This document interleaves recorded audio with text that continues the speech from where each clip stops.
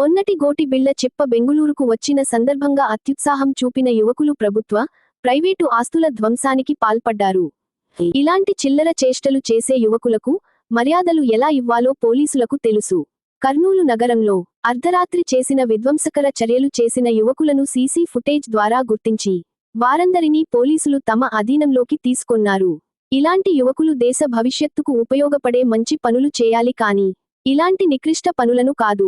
వీరిని సమాజం ఎంత నీచంగా చూస్తుందో కొత్త తరం యువకులు గమనించి అలాంటి పొరపాట్లు చేయకుండా భవిష్యత్తులో ఉండాలని కోరుతున్నాను.